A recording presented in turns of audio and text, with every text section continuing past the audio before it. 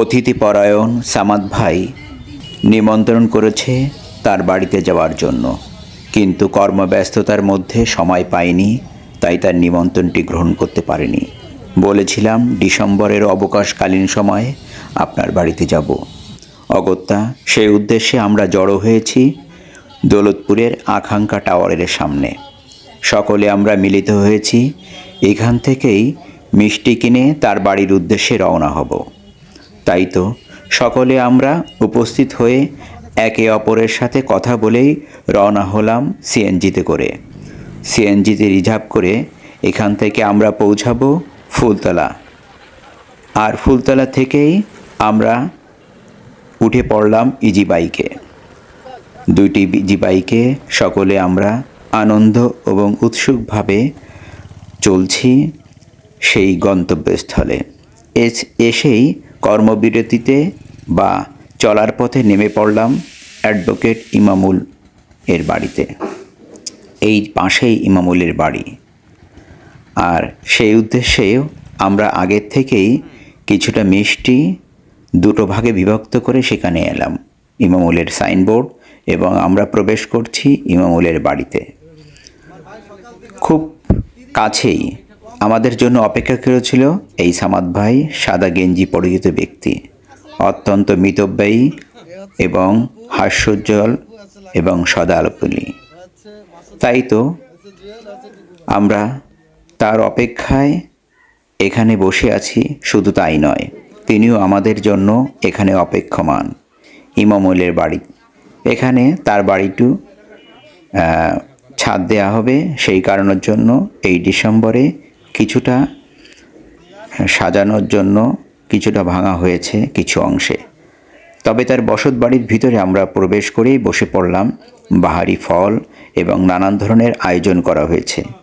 আমরা সকলে প্রাথমিকভাবে তার বাড়িতে উপস্থিত হলাম। অ্যাডভোকেট শাম্মী আক্তার, স্বয়ং পিছনে ইমামুল এবং মাসুদুর রহমান, ইমামুলের আব্বু এবং ইমামুলের দুই মেয়ে, এবং পাশে বসে আছে চৌধুরী টিপু সুলতান, এবং তার পাশে আছে আমাদের অ্যাডভোকেট রুমি ভাই, এবং এখানে আছে অ্যাডভোকেট কামাল, সিফাত এবং লাকি এবং স্বয়ং আমি।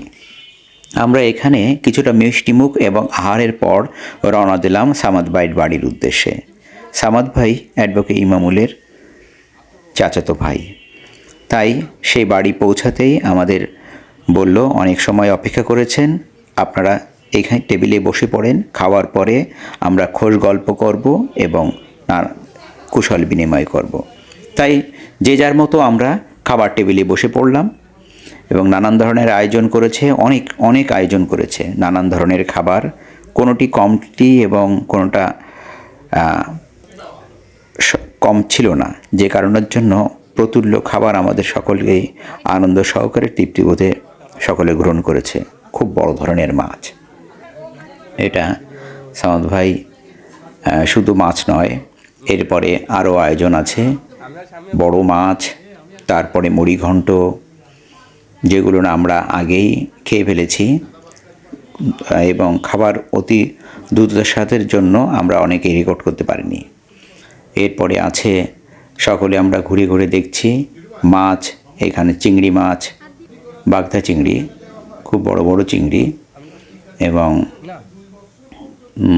যে যার মতনভাবে খুব মন খুলে এবং দরদ নিয়ে খাচ্ছে।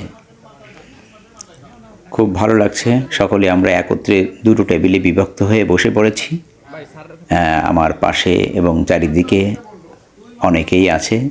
প্রত্যেকে খাবারের দৃষ্টি এবং দৃষ্টিভঙ্গির কারণের জন্য খুব মনোযোগভাবেই তারা খাবার উপভোগ করছে। খুবই ভালো লাগছে এই খাবারগুলোতে।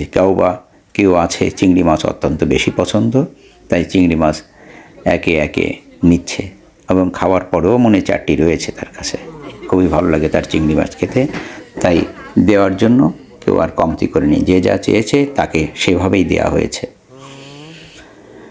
এরপরে আছে আমাদের দেশি মোরগ এবং আরও একটি মাংস, সেটা নাই বললাম, তার কারণ হচ্ছে অনেক মাংসের কথা উচ্চারণ করা উচিত নয়, তো খুবই লোভনীয় মাংস। শীতের সময় সকলে আমরা অপেক্ষা থাকি এই মাংসটা খাওয়ার জন্য।